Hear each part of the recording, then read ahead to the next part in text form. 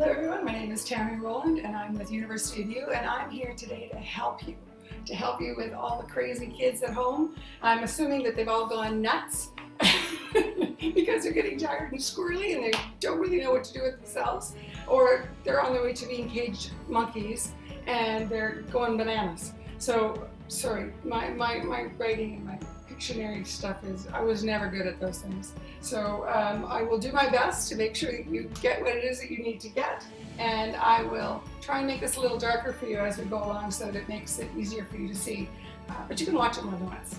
So what I know about families, I've had kids myself who are now 38 and 40, so it's been a while, that they get really squirrely after being in the house for a period of time and they don't know what to do with themselves, and the longer they're together in a house together, the nuttier they get, and soon they really start acting like caged monkeys and start throwing things at each other.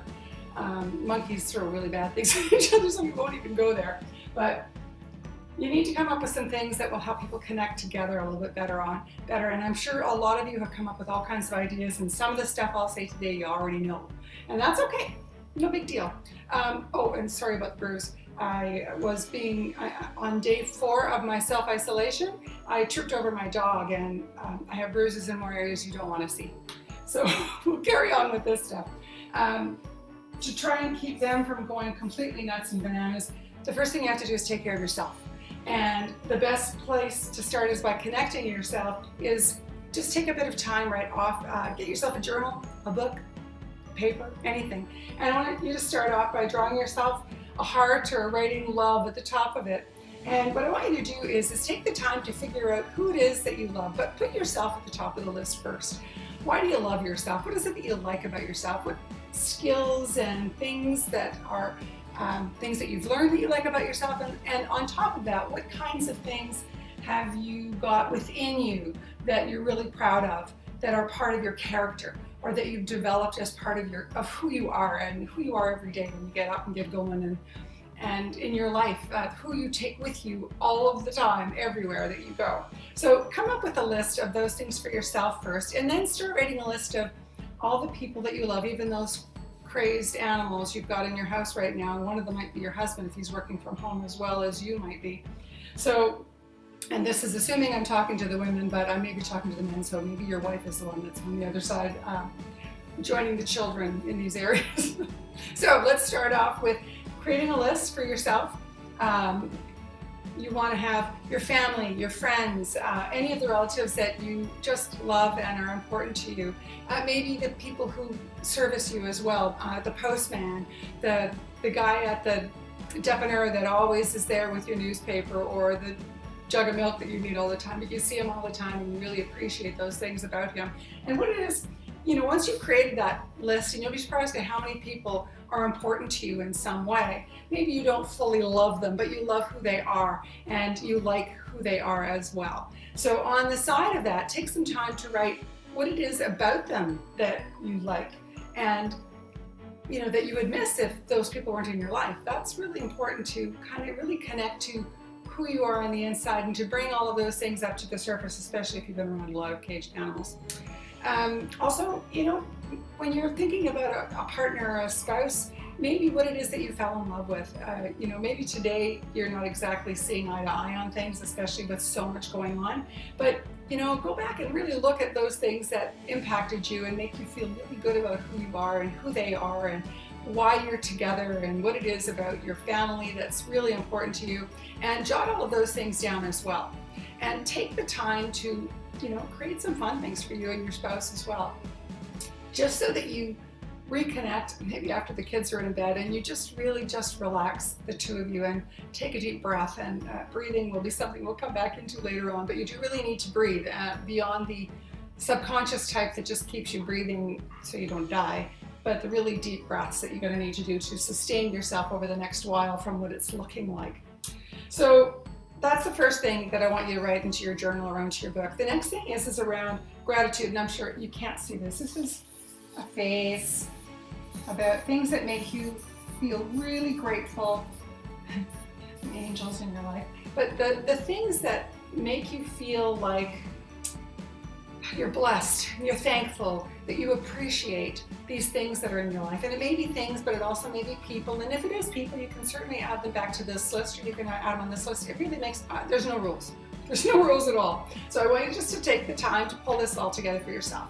It could be simple things like the roof over your head and the food in your stomach and the fact that everybody is safe in your home, or they're being cared for and we have medicine and doctors to take care of them. Those are really important things to have written down. But also, the one thing I want you to take a moment to think about is time. Are you grateful for this time in some way? Can you appreciate what this time means to you and what it's doing for you and your family?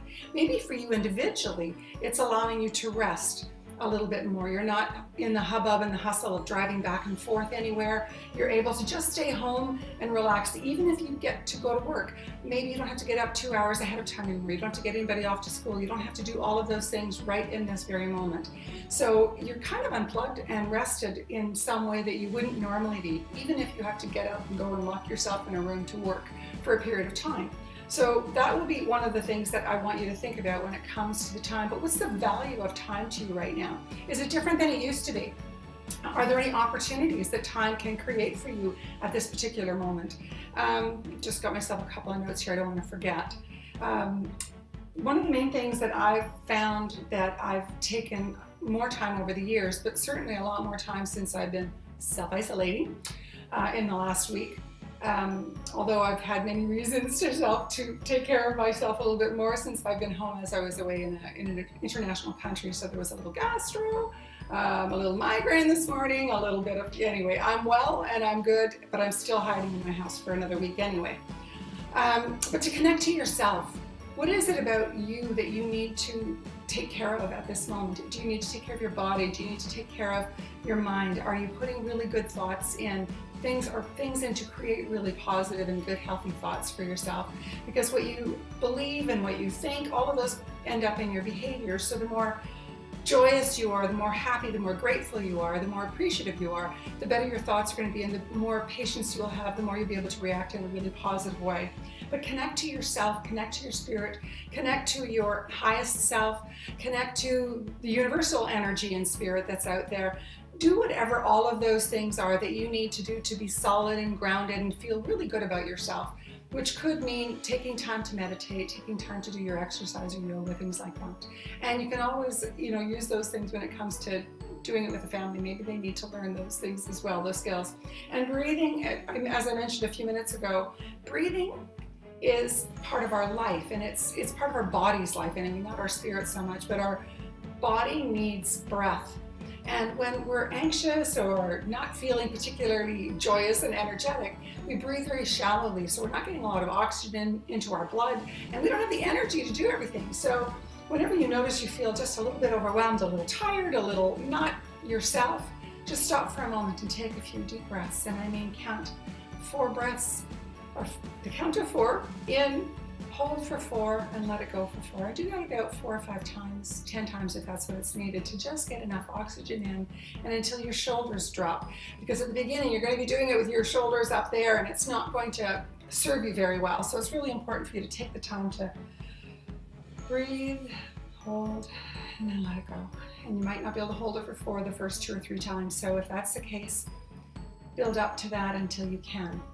You'll find yourself more patient, more energetic, and you'll just feel more calm, and that'll help you move into the day a lot better. But taking care of yourself is the most important thing, because if you aren't taking care of yourself, you have absolutely nothing left to give to anybody else.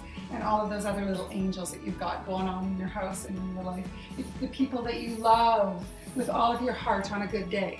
And you do in your mind maybe not in your mind, but maybe still in your heart, but your mind is on somewhere else. So these are all going to be connecting activities, some inside, some outside, some online, some offline. And I just threw this together, an idea came up yesterday with my buddy, and I pulled this together, he threw some ideas in, and you're going to be able to add way more ideas to all of this, but this is stuff that you can do. So we'll start off with outside, because you need to get them outside. They need some air, they need some sun, they can go play in the new snow if you're in Montreal. If you're not in Montreal, maybe you have sunshine and maybe there's sand and beach. I have no idea where you are in the world. I've got people all over the world that watch Tammy Rowland Coaching, or now University of U. So I hope you share this with other buddies so that they can also get some tips on what it is that they can do for themselves. This is purely something I want to do for you. So you can drive, go for a drive, get yourself outdoor, drive somewhere new, someplace you've never been before, a park you've never been to before, a neighborhood you've never been to before. Get out and go for a walk. You know, social distancing just means that you can stay close to your family but not close to other people. So get out there and go for a walk. Yeah, oh, maybe, good. Well, I'll say it anyway. Ancestors' graves. Maybe you have a great-grandparent that you know is at some gravesite on the other side of the island of Montreal, or in another area that's within an hour drive, and have fun, play games in the car on the way, but then start just searching and see if you can find relatives that are out there. May work for some of you, may not work for some of you, but who cares? It's just ideas. I'm grasping at straws for some of this stuff, so you know that may trigger some other thought for you, and that's what I'm kind of hoping. Go climb a mountain. That's Costa Rica. Then you can also go for walks in the woods, in the parks, in your neighborhood, on your streets. Play games with your kids when you're doing that. How many red doors do they count? Or, you know, have one count red doors and one count blue doors. And whoever wins gets a prize when they get home. I'm sure you'll think of something. Maybe you'll make their favorite lunch. It doesn't really matter what it is. But these are all old games. Old games that some of them I've played, some of them I wasn't really good at. There's kick the can. I never understood that sucker. But there's a website that'll explain how to play all of these games, but I'm just going to list them so you have something to remember. You need chalk, or maybe an erasable pencil, or I don't know. Pencil crayons maybe even for outside, but hopscotch, red light, green light, that's where you have the kids sit, line up along the fence on one side, you go on the other side, and you say, green light, so they get to move one step at a time until you say red light, and then depending on how fast they move, they'll get to you at the other end, and then you just swap turns and who gets to be red, who gets to be the stoplight. Something like that. I'm sorry, I'm doing the best I can here. I spy with my little eye something that is gray. Okay, well everything's gray right now outside, so let's go with something a little bit brighter. Something that walks and makes noise, but it's hairy. I don't know, maybe it's your cat or the neighbor's cat, I'm not sure. Hide and seek, there's all kinds of versions of that. You can play that inside and outside, same as I Spy. Jump rope, maybe not so much inside, but definitely the jump rope outside. And maybe you don't have a real skipping rope, but you might have a fine rope or an old extension cord that might work just fine. Tag, there's tons and tons of versions of tag. I'm sorry if you can't read all these things, but I'm listing them, and maybe you can pause the video and jot these things down as you go along. Play catch. Simon Says, another inside-outside thing. Simon Says, you know, stick your finger in your ear, you know, and see how silly you can get them standing on one leg. I'm sure there's all kinds of ways you can do these things. Mother May I, for some of you, this was something where I said, Mother May I, you know, clap my hands, and Mother would say yes. But if you didn't say Mother May I, then you couldn't do it. Anyway, it's something like that. Again, rules online. And I'll give you who has a list of all these rules and games, at least one of them. There's tons of them out there. Red Rover, if you've got a really big family, again, Red Rover, I call Susie Q over. So there's a game there too. Button, who has the button? Bottle bowling, of course we have all these disposable, recyclable bottles now. You can put a little bit of sand or something in the salt, who cares, in the bottom of it. You line them up and play bowling, inside, outside, if it's a small softball. Hot potato, you know, we used to heat up a potato, you could heat one up in the microwave and you pass it around. It could be a ball, you don't have to hurt anybody. A scavenger hunt, you know, come up with a list of things that you know would be around in the house or outside in the backyard. Right now it would be twigs, it might be leaves, it might be, I don't know, you can go, anything would come up, just something clean and safe kind of thing. But in your house, it could be anything. You can come up with a list. As a matter of fact, online there are full sheets of lists of little kitty games for scavenger hunt, and they're just images. They're not even the words necessarily beside them. So come up with some scavenger hunt ideas that will work really well, and you can get older to some extent, kids playing that kind of game. You can meet a friend outside. They're inside, you're outside. A neighbor across the street was playing with their daughter, who's probably about, I'm thinking about 11 or 12 now, maybe even 10. But a girl and her parents walked by, they stopped. The girl was, another girl was outside, she was inside, and they were doing some kind of dance move, or it looked almost like cheerleading or dancing or something, and they did it for like, I don't know, 5-10 minutes, and they were laughing through the window, but they were having a really good time. So a lot of that kind of stuff you've seen on YouTube or on Facebook, people who are having conversations with someone just outside the window from the other person. It's nice enough most of the days here in Montreal. Now we're going to be having probably 6-7 degrees for the rest of the week. So a coat and a phone and a chair, a lawn chair outside somebody's window, you can have a really nice chat that way. So you can connect up with other people in all kinds of ways. These are some of these are from wired.com, and it's under 30 classic outdoor games for kids. But when you go for outdoor game for kids, you'll find this one that has 30, but there's a whole bunch of other ones that are listed as well that could be helpful for you. Sorry, my head keeps getting cut off. I'll move too close to you. That's okay.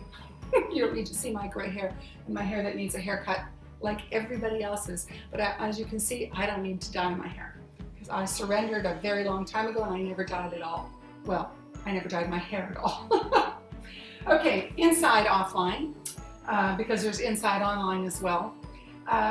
Treat it like a staycation. I know you can't read my words. It's a staycation. I've had them in the past where my husband and I have just not gone away in the summertime, and we've gone to museums around, and we just did all kinds of things within the city. In your case, you're going to be doing all kinds of things in your home, and you can consider outside as well, but part of those could be the driving. It could be those kinds of things as well. These are offline ones. We've got musical chairs, always a fun thing for little kids. Any kind of board games. I've written board games like as if one is bored, but find ways to make an old classic more fun, you know, even having someone go and find something in the house for the Monopoly game is to be their own character instead of the ones that are in the box. Even something like that would be kind of fun. Or every time they roll the dice, it's worth double the amount that it would be normal. So you can play the game a lot faster. There's all kinds of things that you can create, but find ways to liven up old games that you've played or games you just haven't played for a long time. I think there were other games I've come up with as well. Oh, it's on another sheet. Dance party. You can play dance party yourself, but you like where you throw on the music and you just have fun and dance and exercise, Zumba, that kind of stuff. You can find all of that can be very helpful to do, and you can follow somebody else as an exercise, or you just create new things yourself and just do it with your family.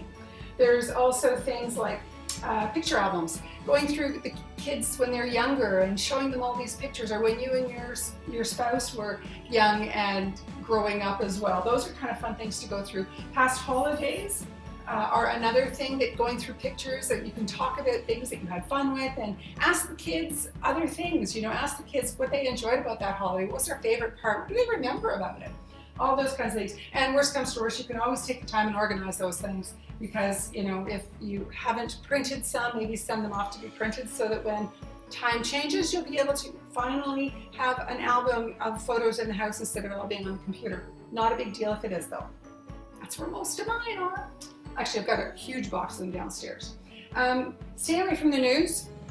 As parents, you probably need to, you know, check in every once in a while. I'm understanding we're going to be going into city lockdown, so only essential services like whatever is going to be around. But you need to sort of check in yourself, but the kids don't need to have that kind of information. We want to keep their thoughts positive too. So it's really important that you do that. So you can look at offline being movies and streaming movies, because that's not about doing Facebook and things like that.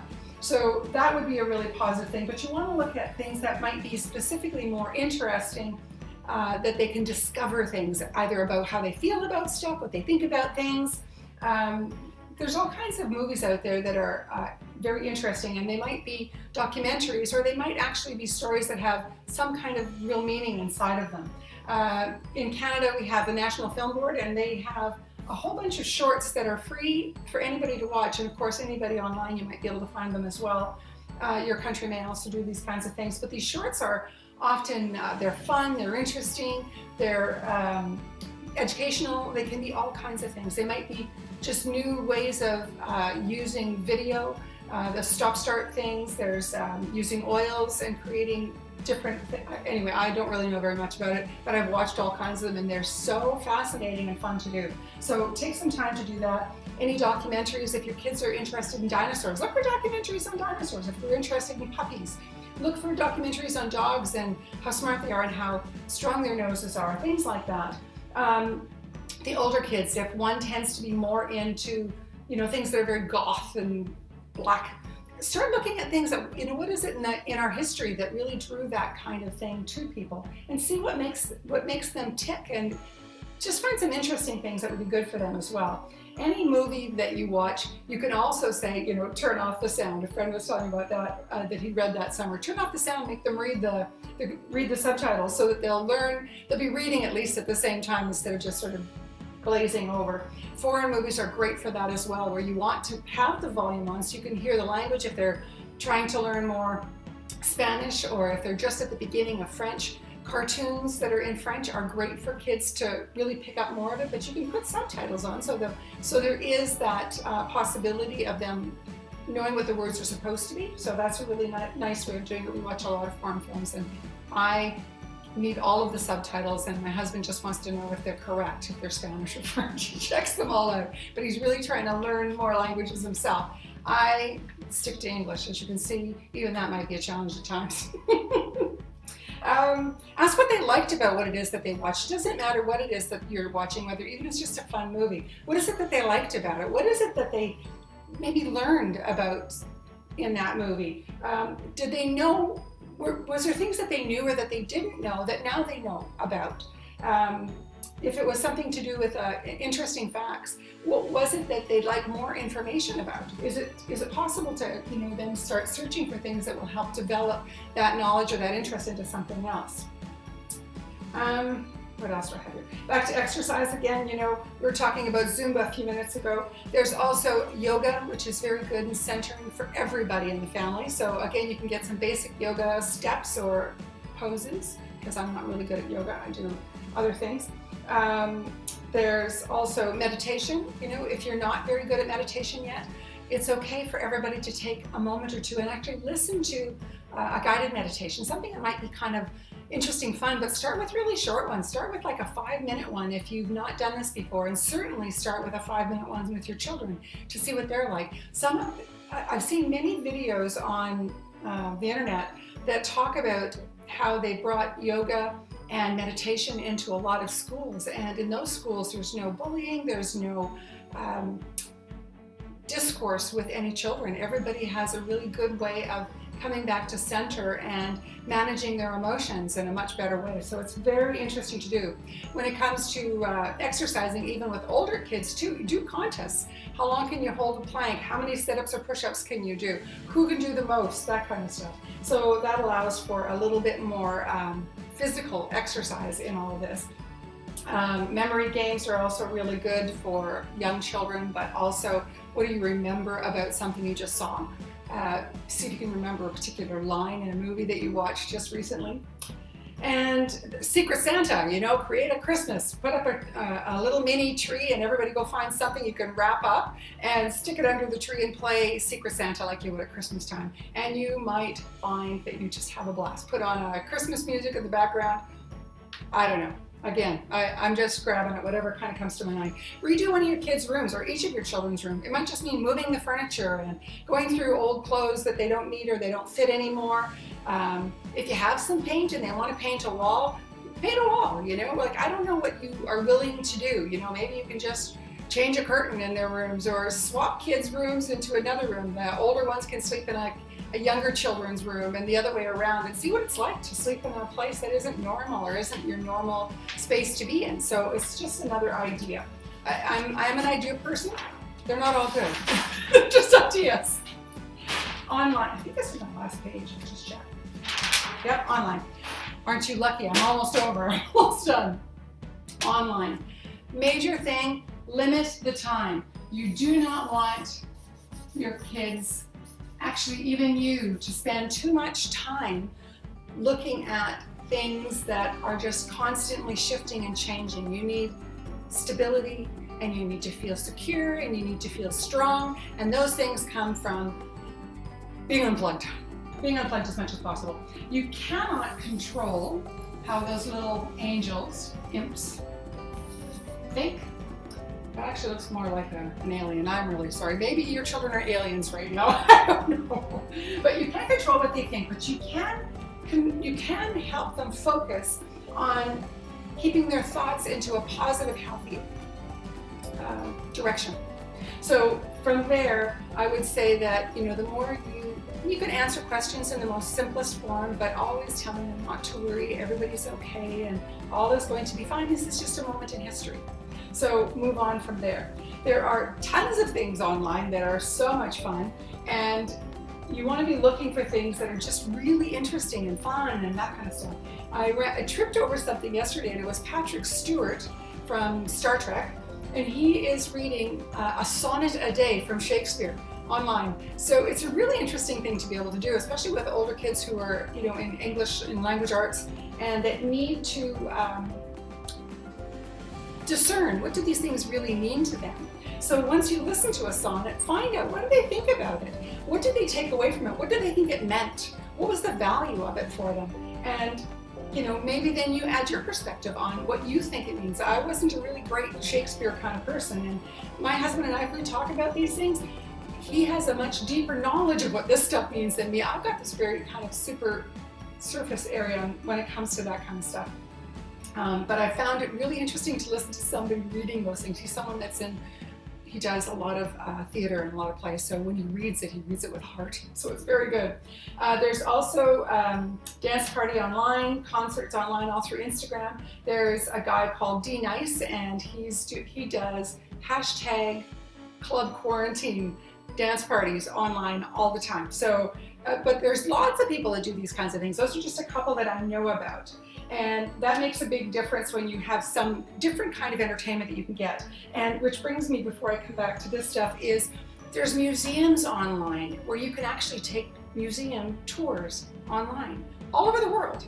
So, you know, and there might be some for younger children and for, you know, the rest of the people in the world that have specific interests, but go and see free online tours. Maybe there's even a fee on some of them. I have no idea. I've only seen a couple of them. Somebody said the Orsay Museum they just watched the other day and said it was absolutely brilliant. So, you know, take some time. You might find a new city that has a different museum and have a different kid choose which museum you're going to go and see, and then find out who was their favorite artist, or what was their favorite picture or art piece that they saw in those museums. See which ones you have in your own city you've never been inside. That might be really cool as well. Back to games. You can play games online with another buddy through video streaming, like Skype, FaceTime, WhatsApp, all of those type of video streaming things. These things take a lot of internet and a lot of Wi-Fi, and one of those things is on my gratitude list. I'm so grateful for Wi-Fi, as I'm sure all of you are, especially you folks with children. But you can have children play games with another kid or another family on through watching it together. You both have a Monopoly game down in front, and everybody moves the person for the other person, so you both see what the game is going to look like. So you can do it that way. One family has the game and they move everybody, and the other person does the rolling the dice. You can find ways to make this thing work, for sure. You can play Pictionary online, and there's rules and pictures and cards you can cut out actually online for that. Balderdash, you need a dictionary, that's it, or a game. There's cards you can cut out online for that. Younger children can play fish with their friends. They each have a deck of cards and they can go fish and play the game the same old way. Dice games like Yahtzee, all of those kinds of dice games are really easy to play on two different sides of a camera. Charades, again, can be played. I was never very good at those games, but I have a good laugh watching other people do it. Any games like Monopoly and Sorry and Life, these are all really good, easy games for most families to be able to play, and older people or older children can help younger children play them. And then there's all the young kid games as well that can be played with other people online. I think these things are really helpful, and there's also all of those grandparents that don't live anywhere near you. I'm sure they'd be delighted to read a story to your children. Just thought of that one. Read a story to your children from far away, and that could be the nighttime story. Every night could be really great, or mid-morning story time. Instead of being able to go to the library with these children, have another person, a buddy who isn't working from home but would really like to do something different for you would be willing to read a story. And it could be any story. They can find one online that they can read if they don't have children's books at their house or their kids have all grown up and all those things are gone. But all that's to be said is that I really believe that we all have this really great energy inside us, and we can find positive, wonderful things to do with our family because we care and we love them to bits. And those monkeys that we talked about earlier and that started off as being just cute little squirrels, definitely they need some guidance and they need some support and they need some help because they don't know what to do, and maybe this will help you guide them a little bit more. I love you all. I love what University of U is doing, and we're creating a great community of people who want to help each other. Underneath the video on Facebook or on YouTube or wherever this ends up being posted, I'll have to ask my guy. I'm sure there'll be a place that you can add things to it or give us a comment.